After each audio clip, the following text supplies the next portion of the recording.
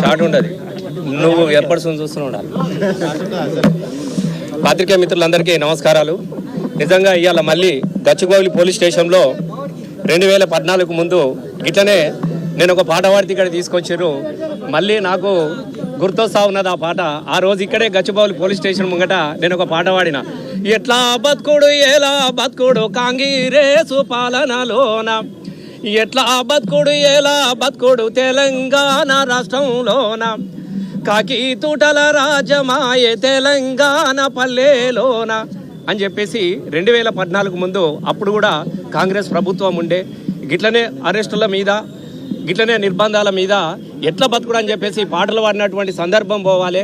తెలంగాణ రాష్ట్రం రావాలని చెప్పేసి తెలంగాణ కోసము కొట్లాడి ఎన్నో త్యాగాల సాక్షిగా తెలంగాణ రాష్ట్రాన్ని సాధించుకొని ఈ నిర్బంధాలకు వ్యతిరేకంగా పోయినాం. లాఠీ తూటలకు వ్యతిరేకంగా కొట్లాడి సమైక్యాంధ్ర ప్రభుత్వ విముక్తి చేసుకొని తెలంగాణ రాష్ట్రాన్ని తీసుకొచ్చుకున్నాము. ఇట్లాంటివి ఉండొద్దని చెప్పేసి 10 సంవత్సరాలుగా ఎలాంటి నిర్బంధాలు లేకుండా బతికినటువంటి తెలంగాణ ప్రజలకు ఏ స్వేచ్ఛ కోసమైతే తన ప్రాణాలను పనంగా పెట్టి తెలంగాణ రాష్ట్రాన్ని సాధించుకున్నామో ఇవాళ మళ్ళీ ఆ నిర్బంధాలు చూడడం అనేది చాలా దురదృష్టంగా మేము భావించుకుంటా ఉంటున్నాం. రాజశేఖర రెడ్డి పాలన చూసినాం, చంద్రబాబు నాయుడు పాలన చూసినాం, రోషయ్య పాలన చూసినాం, కిరణ్ కుమార్ రెడ్డి పాలన చూసినాం.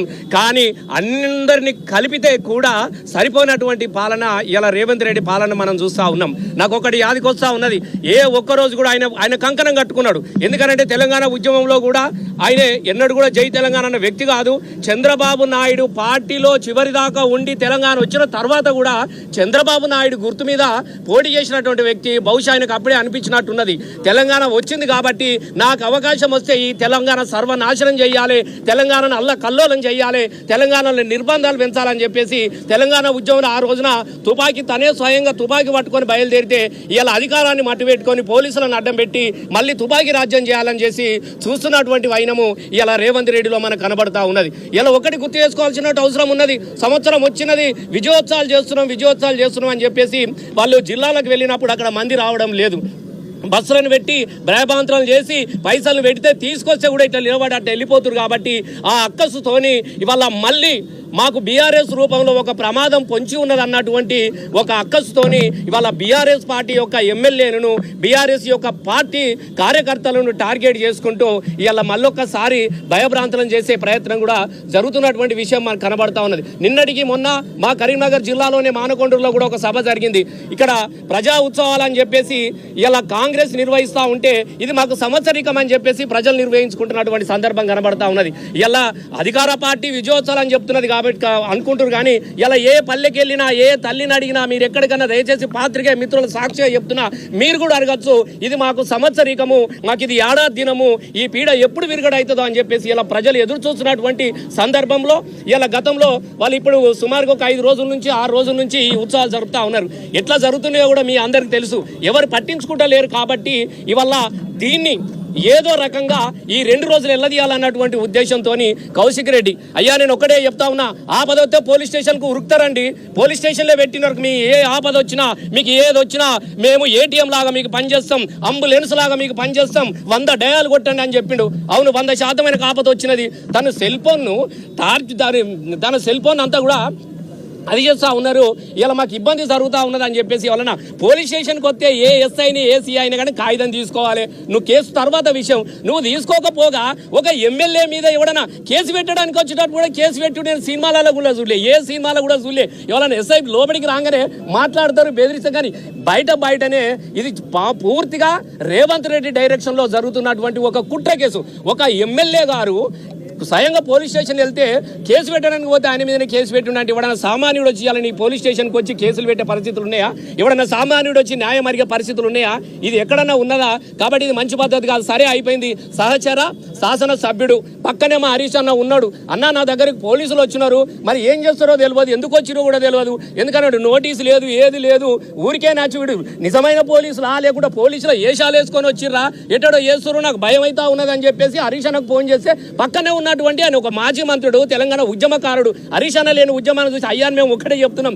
అసలు వీళ్ళు ఎంత విచిత్రమైన మనుషులు అంటే గీ లాఠీలు తూటాలు కొత్తనవా మేమే కదా లాఠీలిరిగిన ఓహో లడాయి మానం ఓహో పిడుగులు పడ్డా ఓహో మడుమలు దిప్పం సమాజహితమై సాగే పోరుల చావరేవో తేల్చుదాం జై బోలో తెలంగాణ అని వేలాది మంది పోలీసుల నిర్బంధాల మధ్యన జై బోలో అని పాటలు పాడి ఎన్నిసార్లు జైల్లోకి పోలేదు, ఎన్నిసార్లు పోలీసు లాఠీ తూటాలు మేము తినలేదు. ఇదొక లెక్క కాదు. కానీ ఏదైతే నువ్వు తెలంగాణ ప్రజలను అవమానించే విధంగా నువ్వు ప్రవర్తిస్తున్నావు, తెలంగాణ ఉద్యమకారులను అవమానించే పరిస్థితి ఇలా ఆ విధంగా ప్రవర్తిస్తున్నాం కాబట్టి చెప్పేసి ఇలా ప్రశ్నిస్తూ ఉన్నటువంటి సందర్భంలో సహచర శాసనసభ్యుడు కదా అని పలకరియడానికి పోతే హరీష్ అన్నను పొద్దుగాల తీసుకొచ్చి లోపల కూర్చున్న పెడతారా? ఇది ఇలా ఏంది? ఇది పెద్ద కథ కాదు. పోలీస్ స్టేషన్లు గీలీ స్టేషన్లు కొత్తేనా? ఈ నాలంటూ కూడా ఉన్నారు గోజిగం కూడా వేసుకొని మత్తు పోలీస్ స్టేషన్లను కూడా ధూమ్ధాం చేసిన ఎగురిన దుంకడం ఇది మాకు కొత్త కాదు. 1000 కేసులు కాదు, 1,00,000 కేసులు పెట్టుకో 1,00,000 సార్లు తీసుకొచ్చి లోపల కూర్చుని పెట్టు. ఉన్న పోలీసులు అంతా బాధపడతా ఉన్నారు లోపల. నిజంగా నాకు చాలా ఇలా మేము గర్వపడతా ఉన్నాం తెలంగాణ ఉద్యమ బిడ్డలుగా. అన్న తెలంగాణ రాష్ట్రం వచ్చింది కాబట్టి ఇలా మేము ఇక్కడ ఉన్నామని కొంతమంది, దయచేసి కొంతమంది కేవలం పాలకులకు తొత్తులుగా వ్యవహరిస్తున్నటువంటి పై ఆఫీసర్లు కొంతమంది, కానీ లోపల ఉన్నటువంటి సామాన్యమైనటువంటి వాళ్ళందరూ కూడా చాలా బాధపడతా ఉన్నారు. సార్ మేము ఇట్లా చూడలేకపోతున్నామని. ఈ సారు ఈయన సాక్షాత్తు ఒక మాజీ హోమ్ మినిస్టరే, అరే ఎవరికి కూడా కనీసం అది లేదు, ఇంత గౌరవం లేకుండా ప్రవర్తించరు అనేది చాలా ఇది మంచిది కూడా కాదు. ఈ రాష్ట్ర ప్రభుత్వానికి కూడా మంచిది కాదు. మేము ఒకటే చెప్తా ఉంటున్నాం.